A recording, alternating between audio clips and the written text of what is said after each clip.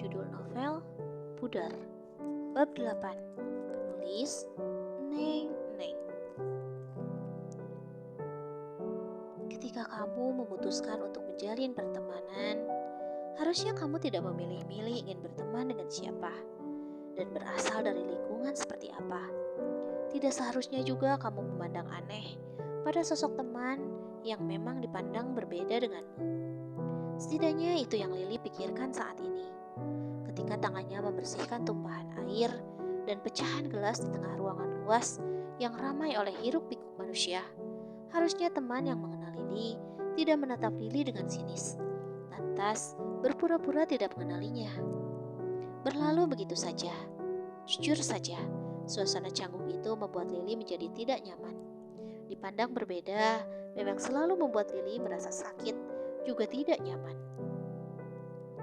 Li, lalu sapaan lembut itu berasal dari seorang gadis yang suaranya Lili kenali akhir-akhir ini. Lili mendongakkan kepalanya, menatap pada sosok yang kini tengah berdiri tegak di sampingnya.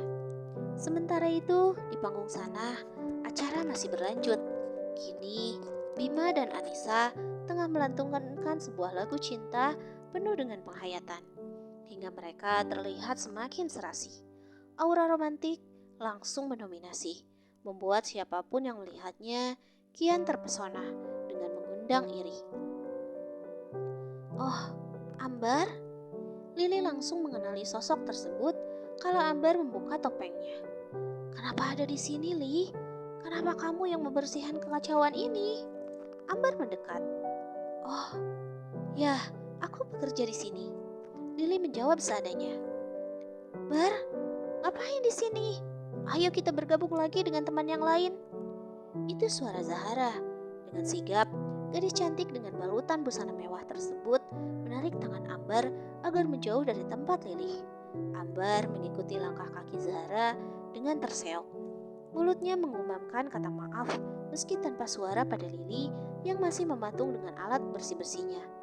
Lili hanya tersenyum tipis, lantas segera melanjutkan pekerjaannya yang sempat tertunda.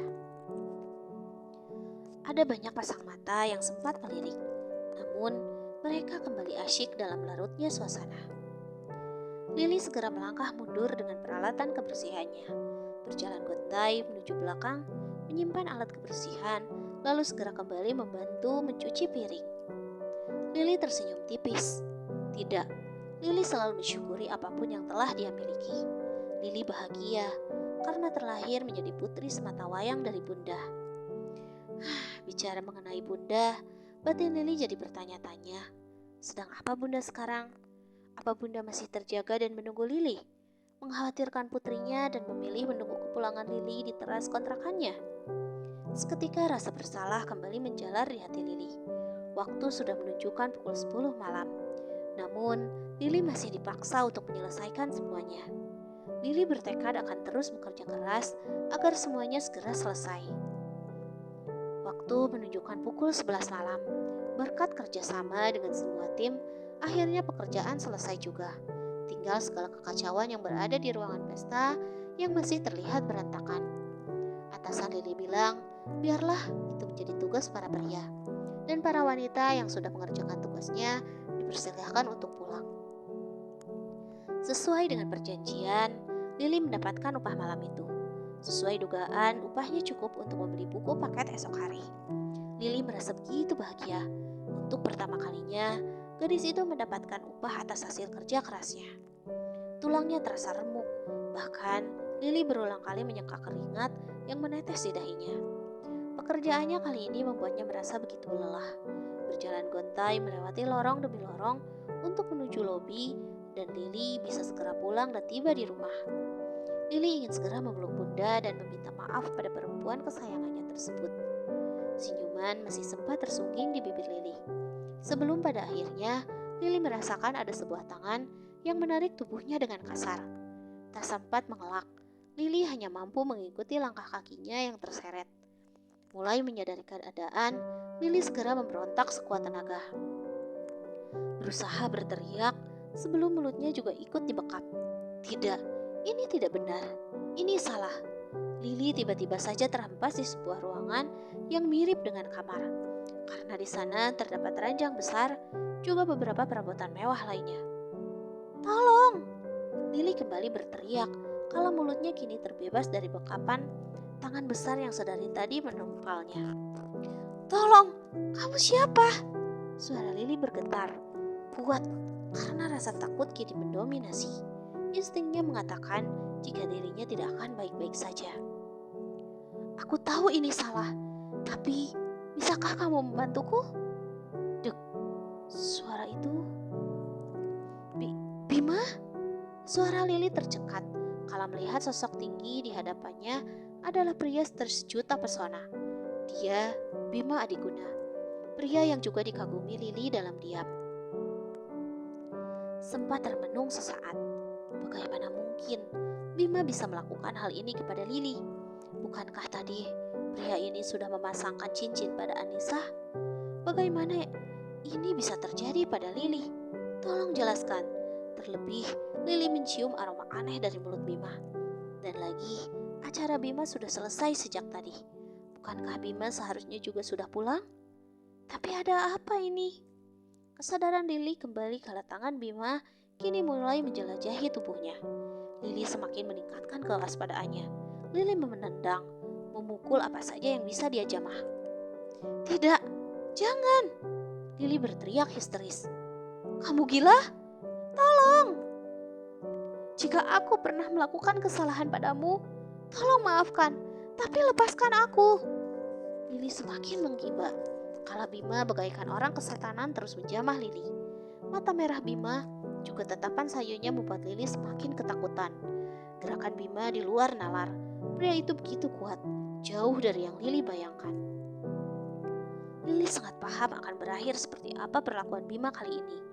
Maka dengan sekuat tenaga, Lily harus bisa mempertahankan marwahnya sebagai perempuan. "Bima, tolong, jangan!" Lily semakin histeris lagi. Lily tidak menghentikan upayanya untuk lepas dari jerat Bima.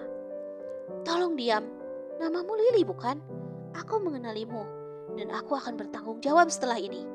Bima membentak Lily, lalu menghempaskan tubuhnya di atas ranjang dengan tanpa perasaan. Tanggung jawab? Tanggung jawab seperti apa yang akan Bima lakukan? Lily tidak mengerti jalan pikiran orang-orang seperti Bima. Mereka selalu menganggap remeh padahal yang diagungkan orang lain. Kehormatan Lily tidak bisa diambil begitu saja. Lantas, dengan mudah Bima mengatakan tentang tanggung jawab. "Tidak, jangan. Kamu punya tunangan, Bima. Kamu punya Anissa. Ingat?"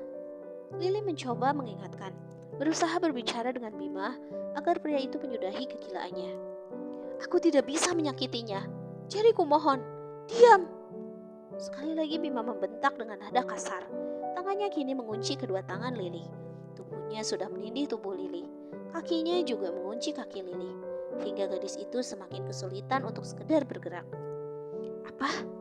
Bima tidak bisa menyakiti Anissa. Lantas apa Bima bisa bebas menyakiti Lily? Memang siapa Bima bagi Lily? Oke, dulu sekali. Lily mungkin sempat mengagumi ketampanan dan kebaikan Bima di sekolah. Namun tidak harus seperti ini. Ini sudah di luar nalar Lily. "Tidak, jangan!" Segala upaya telah Lily lakukan, bahkan termasuk membenturkan kepalanya pada headboard ranjang. Namun tenaga Bima seolah kian bertambah. Pendengarannya menjadi tuli dan matanya menjadi buta. Bima tetap melakukan semua yang dia mau dengan brutal. Membuat lama-lama Lily menjadi kehabisan tenaga. Air matanya mengering. Lalu pandangan Lily berubah menjadi putus asa kala Bima berhasil mengoyak mahkotanya. Rasa marah, benci, kecewa, sakit hati menumpuk di dada Lily. Harus seperti inikah akhir dari gadis miskin sepertiku? Lirih hati Lily bergumam. Bunda, maafin Lily. Lily tidak bisa menjaga diri. Tolong maafkan Lily, Bunda. Lily kian terisak kala menyadari satu hal. Kini, harapan Lily tentang masa depan yang cerah telah memudar.